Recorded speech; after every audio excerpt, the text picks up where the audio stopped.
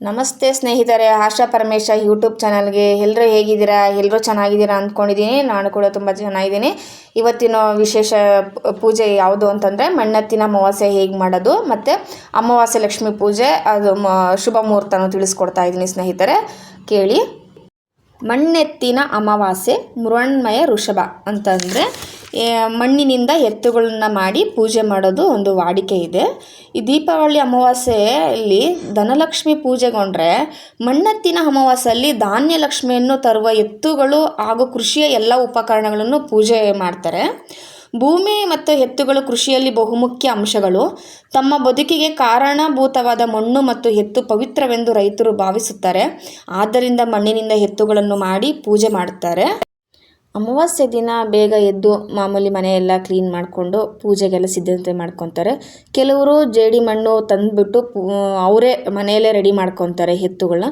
ಇಲ್ಲ ಅಂತಂದರೆ ಕುಂಬಾರರ ಮನೆಯಲ್ಲಿ ಮಣ್ಣಿನಲ್ಲಿ ಎತ್ತು ಇರುತ್ತೆ, ಅದನ್ನು ಸಹ ದುಡ್ಡಿಗೆ ತೊಗೊಂಬಂದು ಪೂಜೆ ಮಾಡ್ಬೋದು.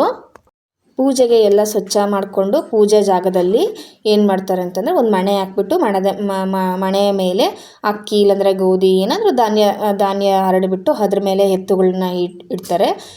ಇಟ್ಬಿಟ್ಟು ಅರಿಶಿನ, ಕುಂಕುಮ, ತಿಲಕ ಮತ್ತು ಗೆಜ್ಜೆ ವಸ್ತ್ರ ಎಲ್ಲ ಏರಿಸ್ತಾರೆ. ಏರಿಸ್ಬಿಟ್ಟು ನಂತರ ಹೂವಿನ ಅಲಂಕಾರನೂ ಮಾಡ್ತಾರೆ.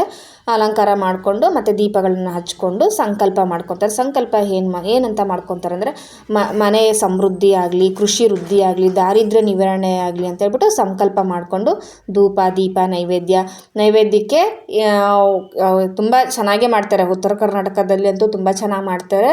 ಹೋಳಿಗೆ ಊಟ ಅಂತೂ ಮಾಡೇ ಮಾಡ್ತಾರೆ. ಹೋಳಿಗೆ ಊಟ, ಅನ್ನ, ಸಾಂಬಾರು, ಪಾಯಸ ಎಲ್ಲ ಮಾಡ್ತಾರೆ. ಮತ್ತು ಇದರದ್ದು ಒಂದು ಕಥೆನೂ ಇದೆ. ನಾವು 1-2 ವರ್ಷ ಬಳ್ಳಾರಿಯಲ್ಲಿ ಇದ್ವಿ. ಬಳ್ಳಾರಿಯಲ್ಲಿ ಇದು ತುಂಬ ಫೇಮಸ್ಸು, ಹಬ್ಬ ಮಾಡ್ತಿದ್ರು. ಆಗ ನಮಗೆ ಹಿರಿಯರು ಒಬ್ಬರು ಕತೆ ಹೇಳಿದರು. ಆ ಕತೆ ಏನು ಅಂದರೆ, ಮತ್ತು ಜೀವಂತವಾಗಿರ್ತಕ್ಕಂಥ ಹಸು ಸಾಕಿರ್ತಾರಲ್ಲ ಅವರು ಸಹ ಹಸುಗಳಿಗೂ ಪೂಜೆ ಮಾಡಿ ಅವತ್ತು ಎಡೆ ಹಾಕಿ ಅವರು ಎಲ್ಲರೂ ಊಟ ಮಾಡ್ತಾರೆ. ಮತ್ತು ಇದು ಪೂಜೆ ಮಾಡೋದು ಒಳ್ಳೆ ಮುಹೂರ್ತ ಹೇಳ್ತೀನಿ ನೋಡಿ. ಬ್ರಹ್ಮ ಮುಹೂರ್ತ 4:30ರಿಂದ 5:20. ಬೆಳಗ್ಗೆ ಅದಾಗಿಲ್ಲ ಅಂದರೆ ಬೆಳಗ್ಗೆ 6 ಗಂಟೆಯಿಂದ 8:15ವರೆಗೂ ಒಳ್ಳೆ ಸಮಯ ಇದೆ. ಅಭಿಜಿತ್ ಮುಹೂರ್ತ 12ರಿಂದ 1 ಗಂಟೆವರೆಗೂ ಮಾಡ್ಬೋದು. 12:15ರಿಂದ 1 ಗಂಟೆವರೆಗೂ ಮಾಡ್ಕೊಳ್ಳಿ. ಪ್ರದೋಷ ಅಂದರೆ ಸಂಜೆ ಪೂಜೆ ಮಾಡ್ತೀವಿ, ನಮಗೆ ಇದು ಯಾವುದೂ ಆಗಲ್ಲ, ಸಂಜೆ ಪೂಜೆ ಮಾಡ್ತೀವಿ ಅನ್ನೋರಿಗೆ 5:45 ಅಂದರೆ 5:45 ನಿಮಿಷದಿಂದ 7 ಗಂಟೆವರೆಗೂ ಈ ಪೂಜೆಯನ್ನು ಮಾಡ್ಕೋಬೋದು. ಬನ್ನಿ ಈಗ ಕತೆ ಹೇಳ್ತೀನಿ. ನನಗೆ ಒಬ್ಬರು ಅಜ್ಜಿ ಹೇಳಿದ್ರು, ಕತೆ ಹೇಳ್ತೀನಿ, ಕೇಳಿಸ್ಕೊಳ್ಳಿ. ಒಮ್ಮೆ ಶಿವನು ಮಾರುವೇಷದಲ್ಲಿ ಬಂದು ನಿಮ್ಮ ಎತ್ತುಗಳನ್ನು ಕೆಲ ಕಾಲ ನನಗೆ ನೀಡಿ ಎಂದು ರೈತರನ್ನು ಕೇಳಿದಂತೆ. ಆಗ ಅವರು ಸುಮ್ಮನೆ ಏನು ಹೇಳ್ಬಿಟ್ರು ಅಂತಂದರೆ, ನಮ್ಮ ಎತ್ತುಗಳು ಮಣ್ಣಿನವು, ಅವು ಏನಕ್ಕೂ ಬರಲ್ಲ ಅಂತ ಹೇಳಿ ಶಿವನಿಗೆ, ಅಂದರೆ ಶಿವ ಮಾರುವೇಷದಲ್ಲಿ ಬಂದಿರ್ತಾರಲ್ಲ, ಗೊತ್ತಾಗಲ್ಲ ರೈತರಿಗೆ. ಆವಾಗ ಆ ಥರ ಹೇಳಿದಾಗ ಕೊಟ್ಟಿಗೆಗೆ ಮತ್ತೆ ಹೋಗಿ ನೋಡಿದ್ರೆ ಆ ಎತ್ತು ಮಣ್ಣಿನವೇ ಆಗಿರ್ತವಂತೆ. ಆವಾಗ ಅವ್ರಿಗೆ ರೈತರಿಗೆ ಗೊತ್ತಾಗ್ಬಿಡುತ್ತಂತೆ, ಯಾರೋ ಇವರು ಒಳ್ಳೆ ವ್ಯಕ್ತಿನೇ ಇರಬೇಕು, ನಮಗೆ ಗೊತ್ತಿಲ್ಲ, ಮಾರುವೇಷದಲ್ಲಿ ಬಂದಿದ್ದಾರೆ ಅಂತ ಹೇಳ್ಬಿಟ್ಟು ತನ್ನ ಪಶ್ಚಾತ್ತಾಪ ಪಡ್ಕೊಂಡು ಶಿವನಿಗೆ ಮತ್ತೆ ಪೂಜೆ ಮಾಡಿ ಅವರು ಇದು ಮಾಡಿದಾಗ ಮತ್ತೆ ಮಣ್ಣಾಗಿರ್ತಕ್ಕಂಥ ಎತ್ತುಗಳು ಜೀವಂತವಾಗಿ ಆಗಿರ್ತವಂತೆ. ಆ ಥರ ನನಗೊಬ್ಬರು ಅಜ್ಜಿ ಹೇಳಿದ್ರಿ ಈ ಕಥೆನ. ಒಟ್ಟಿನಲ್ಲಿ ಈ ಹಬ್ಬದ ಮೂಲ ಉದ್ದೇಶ ಏನು ಅಂದರೆ ಮಳೆಗಾಲ ಚೆನ್ನಾಗಿ ಆಗಿ ರೈತರ ಮುಖದಲ್ಲಿ ಮಂದಹಾಸ ಮೂಡುವಂತಾಗಲಿ ಎನ್ನುವುದು. ಮತ್ತು ಒಟ್ಟಿನಲ್ಲಿ ಮಣ್ಣೆತ್ತಿನ ಅಮಾವಾಸ್ಯೆ ಅನ್ನದಾತನ ಭಕ್ತಿ ಭಾವದ ಪ್ರತೀಕ ಅಷ್ಟೇ. ಯಾಕಂದರೆ ರೈತರಿಗೆ ಅದೇ ಪ್ರಪಂಚ. ರೈತರು ಇಲ್ಲ ಅಂದರೆ ನಾವು ಇಲ್ಲ. ರೈತರು ಇರೋದ್ರಿಂದನೇ ನಾವು 3 ಹೊತ್ತು ನೆಮ್ಮದಿಯಾಗಿ ಊಟ ಮಾಡ್ತಿದ್ದೀವಿ. ಅವ್ರಿಗೆ ಒಳ್ಳೆಯದಾಗಲಿ ಅಂತ ನಾವು ಸಹ ಮನೆಯಲ್ಲಿ ಪೂಜೆ ಮಾಡೋಣ. ಯಾಕಂದರೆ ನಾವು ವ್ಯವಸಾಯ ಆಗದೇ ಇರೋರು ಅವ್ರಿಗೆ ಒಳ್ಳೆಯದಾಗಲಿ ಅಂತ ಇವತ್ತು ಪೂಜೆ ಮಾಡಿದ್ರೆ ಅವ್ರಿಗೆ ಒಳ್ಳೆಯದಾಯಿತು ಅಂದರೆ ನಮಗೆಲ್ಲೋ ಒಂದು ಕಡೆ ಅದು ಇಂಡೈರೆಕ್ಟಾಗಿ ನಮ್ಗೆ ಒಳ್ಳೆಯದಾಗಂಗೆ. ಯಾಕಂದರೆ ನಮ್ಮ 3 ಹೊತ್ತು ನೆಮ್ಮದಿಯಾಗಿ ಊಟ ಮಾಡ್ಬೋದು, ಹೌದಲ್ವಾ? ಓಕೆ, ಬನ್ನಿ ನೆಕ್ಸ್ಟು ಅಮಾವಾಸ್ಯೆ ಲಕ್ಷ್ಮೀ ಪೂಜೆ ಬಗ್ಗೆ ತಿಳಿಸ್ಕೊಡ್ತೀನಿ. ಕಳಶ ಇಟ್ಟು ಪೂಜೆ ಆಗೋರು ಕಳಶ ಇಟ್ಟು ಪೂಜೆ ಮಾಡಿ, ತುಂಬ ಒಳ್ಳೆಯದು. ಅಮಾವಾಸ್ಯೆ ಲಕ್ಷ್ಮೀ ಪೂಜೆ ತುಂಬ ಒಳ್ಳೆಯದು.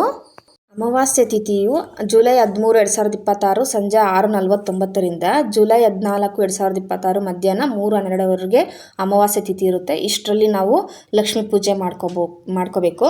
ಲಕ್ಷ್ಮೀ ಪೂಜೆ ಅಂದರೆ ಕಳಶ ಇಟ್ಟು ಪೂಜೆ ಮಾಡ್ಕೊಳ್ಳೋರು ಕಳಶ ಇಟ್ಟು ಪೂಜೆ ಮಾಡ್ಕೊಳ್ಳಿ, ತುಂಬ ಒಳ್ಳೆಯದು. ಕಳಶ ಇಡೋಕ್ಕಾಗಲ್ಲ, ನಾವು ಪೂಜೆ ಮಾಡೋಕ್ಕಾಗಲ್ಲ ಅಂದರೆ ಅಟ್ಲೀಸ್ಟ್ ಒಂದು ದೀಪ ಹಚ್ಬಿಟ್ಟು ಲಕ್ಷ್ಮೀ ರೂಪವಾಗಿ ಶುಭಂ ಕರೋತಿ ಕಲ್ಯಾಣಂ ಆರೋಗ್ಯಂ ಧನ ಸಂಪದ ಶತ್ರು ಬುದ್ಧಿ ವಿನಾಶಾಯ ದೀಪಂ ಜ್ಯೋತಿ ನಮೋಸ್ತುತೆ ದೀಪಜ್ಯೋತಿ ಪರಬ್ರಹ್ಮ ದೀಪಜ್ಯೋತಿ ಜನಾರ್ದನ ದೀಪೋಹರತು ಮೇ ಪಾಪಂ ದೀಪಜ್ಯೋತಿ ನಮಸ್ತುತೆ ಅಂತ ಹೇಳ್ಕೊಂಡು ದೀಪಕ್ಕೆ ಪೂಜೆ ಮಾಡಿ ಅಲಂಕಾರ ಮಾಡಿ ಪೂಜೆ ಮಾಡಿ ಮತ್ತು ಹೊಸ್ತಿಲ ಪೂಜೆ ಸಹ ಮಾಡಿ. ಲಕ್ಷ್ಮೀ ಪೂಜೆನ ಬೆಳಗ್ಗೆ 9:30ಯಿಂದ 11:45ವರೆಗೆ ಮಾಡಿ. ಸಿಂಹ ಲಗ್ನದಲ್ಲಿ ಅತ್ಯಂತ ಶುಭ ಮುಹೂರ್ತ ಇದೆ, ಆ ಟೈಮಲ್ಲಿ ನೀವು ಲಕ್ಷ್ಮೀ ಪೂಜೆ ಮಾಡ್ಕೊಳ್ಳಿ. ಮತ್ತು ಹೊಸ್ತಿಲ ಪೂಜೆನೂ ಮಾಡಿ, ತುಂಬ ಒಳ್ಳೆಯದು. ಸಂಜೆ ಮಾಮೂಲಿ ಗೋಧೂಳಿ ಸಮಯದಲ್ಲಿ ಸಂಜೆ ಹೊಸ್ತಿಲ ಪೂಜೆ ಮಾಡ್ಕೊಂಡು 2 ಕಡೆನೂ ದೀಪ ಹಚ್ಚಿ ನಮಸ್ಕಾರ ಮಾಡಿಕೊಂಡು ಇದು ಮಾಡಿ. ಅದಾದ ನಂತರ ಮನೆಗೆ ದೃಷ್ಟಿ ಸಹ ತೆಕ್ಕೋಬೋದು, ಯಾಕಂದರೆ ಅಮಾವಾಸ್ಯೆ ಇದ್ದಾಗ ಮನೆಗೆ ದೃಷ್ಟಿ ತೆಗಿಬೋದು, ಒಳ್ಳೆಯದು. ಯಾರದೇ ಏನೇ ದೃಷ್ಟಿ ಇದ್ದರೂ ನಮಗೆ ಆ ದೃಷ್ಟಿ ನಿವಾರಣೆ ಆಗುತ್ತೆ. ಯಾವ ರೀತಿ ದೃಷ್ಟಿ ತೆಗಿಬೇಕು ಅಂತ ಅಂದರೆ, ಸಿರಿ ಸಂಪತ್ತು ಬರಬೇಕು ಅಂದರೆ ನಮ್ಮ ಮನೆಯ ದೃಷ್ಟಿ ದೋಷ ಸಹ ಹೋಗಬೇಕು. ಏನು ಮಾಡಬೇಕು ಅಂದರೆ, ದೃಷ್ಟಿ ತೆಗಿಬೇಕು ಅಂದರೆ ಕುಂಬಳಕಾಯಿ ತಂದು ಬೂದುಗುಂಬಳಕಾಯಿ ಗೊತ್ತಲ್ವ, ಕುಂಬಳಕಾಯಿ ತಂದು ಅದರ ಮೇಲೆ ಕರ್ಪೂರ ಇಟ್ಟು ಬೆಳಗಿಸಿ 3 ಸಾರಿ ಕ್ಲಾಕ್ ವೈಸು ಮತ್ತು ಇನ್ನೊಂದು 3 ಸಾರಿ ಆ್ಯಂಟಿ ಕ್ಲಾಕ್ ವೈಸು ದೃಷ್ಟಿ ತೆಗೆದ್ಬಿಟ್ಟು ಕರ್ಪೂರನ ತೆಗೆದ್ಬಿಟ್ಟು ಸೈಡ್ಗೆ ಹಾಕಿ ಮನೆಯ ಮುಂದೆ ಹೊಡಿಬೇಕು.